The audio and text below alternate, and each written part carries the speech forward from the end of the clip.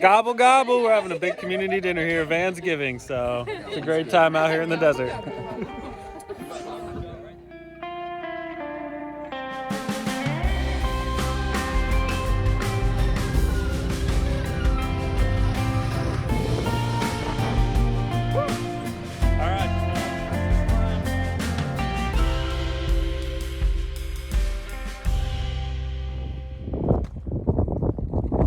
I made it all the way down to the desert. Like I was saying, it was late last night, but here's a look during the day.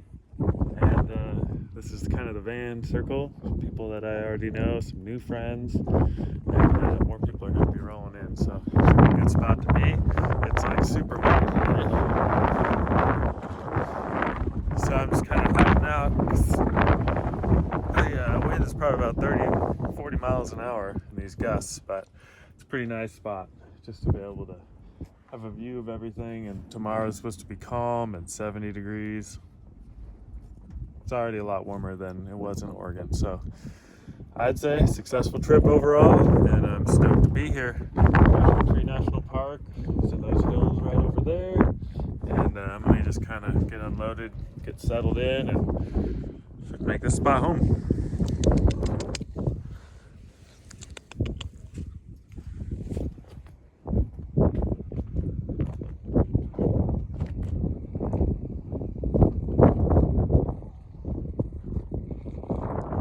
It's a really beautiful place down here in the lake bed north of Joshua Tree. It's an interesting ecosystem where this dry playa has just cracked and split.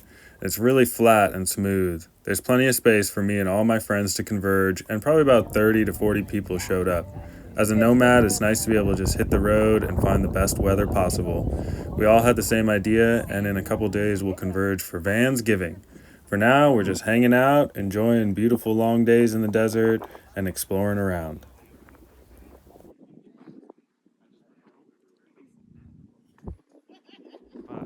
Check out this awesome sculpture out here in the Joshua Tree Desert. Very cool. It's Transmission by Daniel Popper. So this giant behemoth behind me is called Giant Rock. And it is a huge stone sitting on the ground. Great story of this guy used to live under there.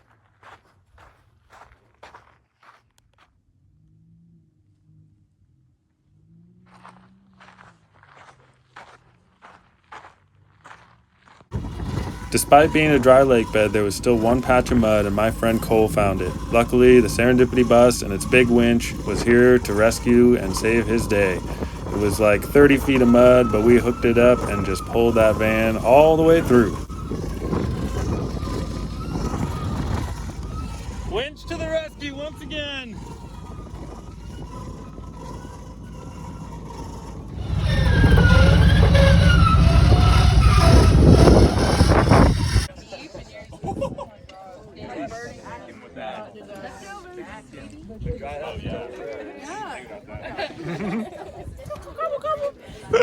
Gobble, gobble. We're having a big community dinner here at Vansgiving, so it's a great time out here in the desert.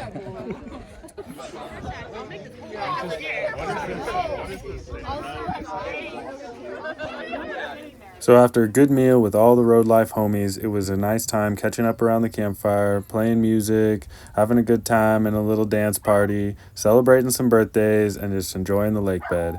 It's a good life out here on the road, and I'm happy to do it. I wonder what I'll get into the next couple weeks. It's kind of an unknown at this point, but I'm always down with the flow of the road, so we'll see what the Serendipity life journey brings me. I think it's just because It's also wild how quickly it's moving. Look at it go.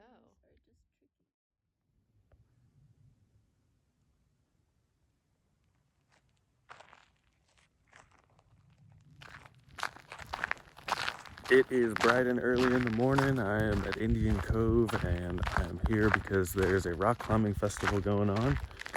Everything is going to get kind of set up and kicking off today, so I'm going to volunteer in order to have a spot, and I got here early just to enjoy the sunrise and get the layout. So I'm walking around a little, and I'm always blown away by these rocks. So can't wait to get up there. do some climbing. So the Serendipity journey led me to Climb Smart, a Friends of Joshua Tree nonprofit organization annual event that is just all about climbing safety, learning different techniques and styles, and just all about Joshua Tree and appreciating the area. I was extremely lucky to be able to just show up and have a spot and enjoy the show. I love rock climbing and I love Joshua Tree, so this is going to be a great time. I said I was the president of Joshua Tree, which I was close. I'm the Friends of Joshua Tree president. And this is Kenji Hartunian, our ED? what are you? Our media coordinator and Climb Smart Wrangler. Yeah, good.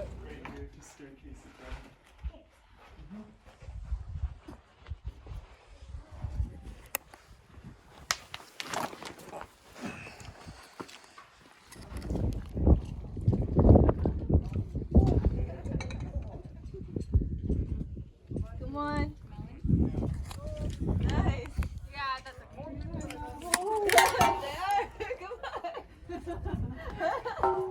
everything's all. Woo! All right, just went up and crushed this climb. It's only like a 5-7, but sun's kind of going down for the day, so tomorrow will be another day up on the crag.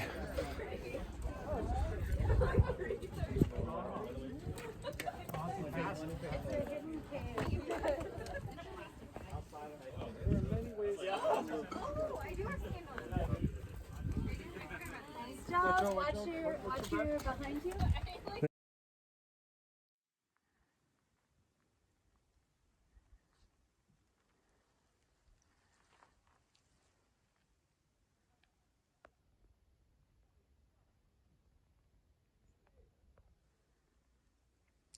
All right, it is the next day. It's a beautiful morning here in Joshua Tree National Park.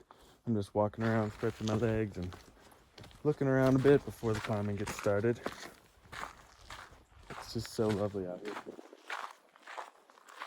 So what we're looking at is granite, and that piece right there looks a lot like a face.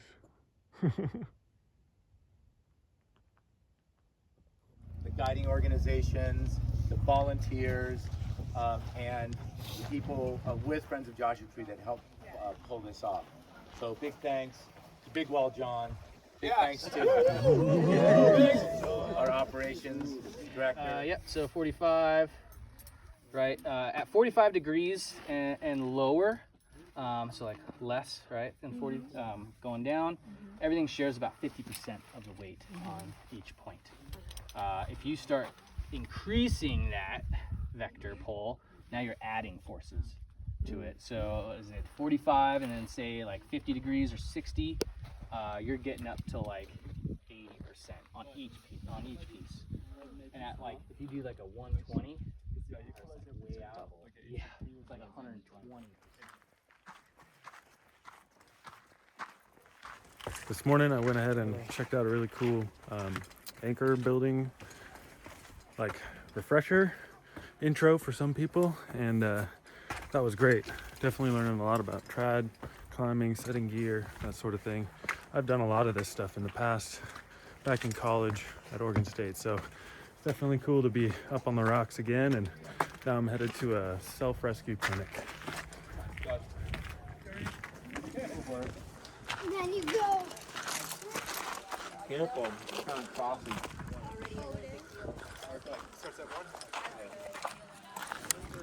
Top rope climbing, right? The rope is moving, okay? So we have a fixed line, meaning it's tied solid at the top, at our anchor up there, right? This is a scenario that will help you, or if you're trying to get down or see your partner if you're above them. So after a nice long weekend of rock climbing, seminars, guest speakers, and meeting all kinds of great people, I had some amazing, unforgettable experiences, and I'm really excited for the road ahead.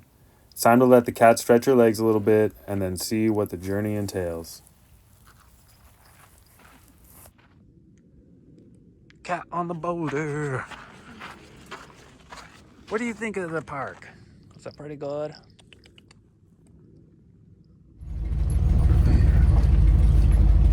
Well, that's a wrap for the Joshua Tree Climbing Festival, Climb Safe 2023. And I'm gonna head back down out of the park, and I'm gonna head over to Van Life Campground. It's kind of a cool spot I wanna go check out. And then probably over to Arizona and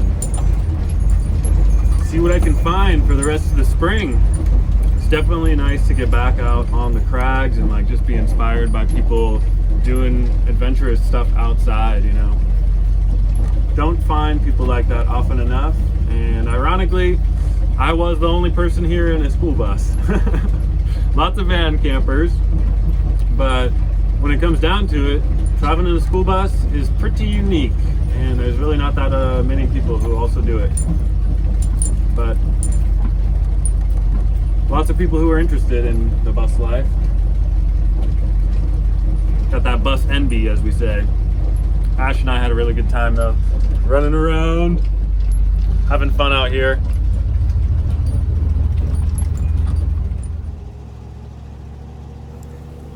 As I headed down the road, I got to thinking about how dry the desert is and I needed some water. So I made my way over to the Colorado River at the California-Arizona border. It was just a couple hours away, and it was a really nice treat to see that flowing water.